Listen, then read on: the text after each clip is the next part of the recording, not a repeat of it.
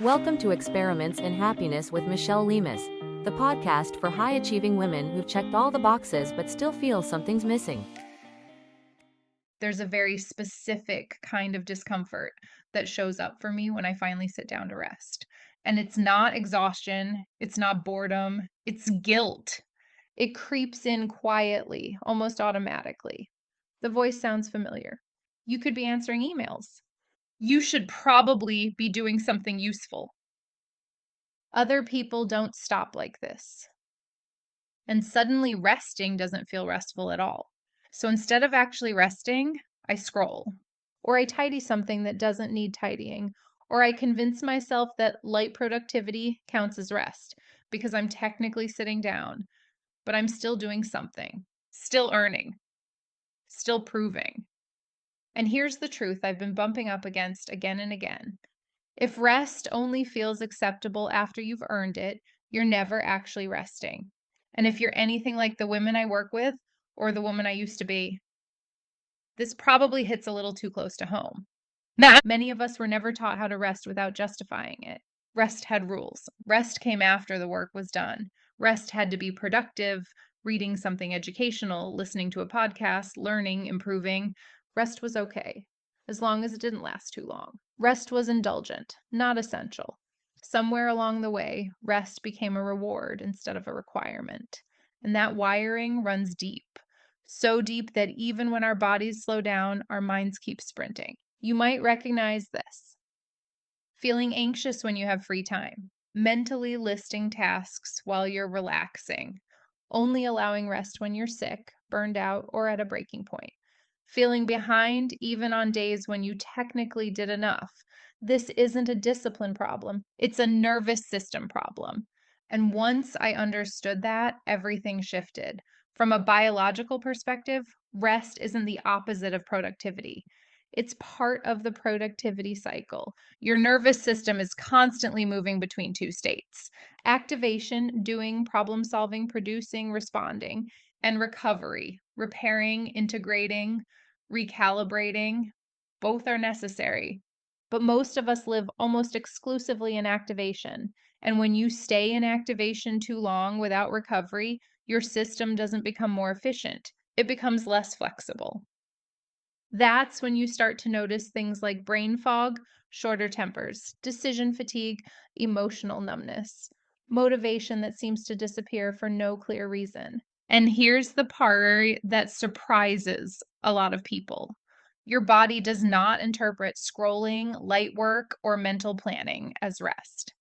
If your mind is still braced, your system is still working. So you can sit down all evening and still end the day feeling exhausted and not restored, tired but not replenished, worn down but not settled. And this is where things get even more nuanced. For many high achieving women, productivity became tied to identity and safety. Being capable meant being valuable. Being useful meant being secure. Being busy meant being needed. So slowing down doesn't just feel uncomfortable, it feels threatening. Not because we don't want rest, but because rest removes the proof. Proof that we're contributing. Proof that we're worthy. Proof that we matter. When you look at it this way, it makes complete sense why rest feels wrong. It's not laziness, it's conditioning, and the cost of skipping real rest adds up quietly. Joy doesn't disappear, it just gets harder to access. Everything starts to feel heavier than it should. Small tasks require oversized effort. You stop trusting your own signals. You override hunger, fatigue, emotion, intuition. Life slowly turns into a series of obligations. Even the things you once enjoyed start to feel like work. And this is usually the point where women say things like, I should be happier than I am. Nothing is wrong, but something feels off. I don't feel like myself anymore. That's not a mystery. That's a system that hasn't been allowed to recover. For a long time, I thought rest was something I'd get to later, after the next milestone, after things calmed down, after I felt more caught up. But here's the reframe that changed everything for me. Rest is not what you do after life. Rest is what allows you to experience life while it's happening. Rest isn't a pause from living. It's what lets your nervous system register safety, pleasure, connection, presence. Without it, life keeps moving, but you don't fully arrive. So instead of treating rest like a finish line, I started treating it like a practice. And because this is experiments in happiness, not theories in happiness, I want to invite you to test this with me. Not dramatically, not perfectly, simply. Once per day, choose 10 minutes of rest that is completely unjustified, not earned, not optimized, not productive, not combined with learning or improving. No podcasts, no multitasking. No, I'll just check one thing. Just rest. That might look like sitting with a cup of tea and doing nothing else. Lying down and letting your mind wander. Standing outside and feeling the air. Listening to music without scrolling. Watching the sky, the trees, the room, anything neutral. Your only job is to notice what comes up. Not fix it, not analyze it. Just notice. You might feel restless, guilty, bored, emotional, relieved. All of that counts. The goal is not relaxation. The goal is retraining your system to tolerate stillness without self judgment. And here's what most people discover: the discomfort passes faster than expected. The nervous system adapts when it's not overridden.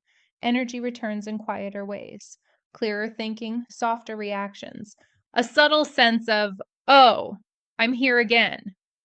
That's how happiness sneaks back in, not through more effort, but through space. And if rest still feels hard for you, I want you to hear this. It doesn't mean you're doing it wrong. It means you've been strong for a long time.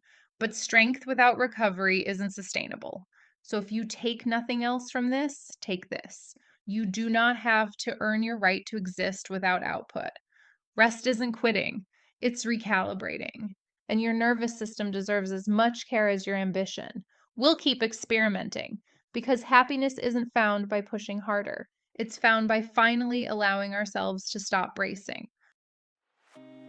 Thanks for listening to Experiments in Happiness. You can find more tools and resources at experimentsinhappiness.com.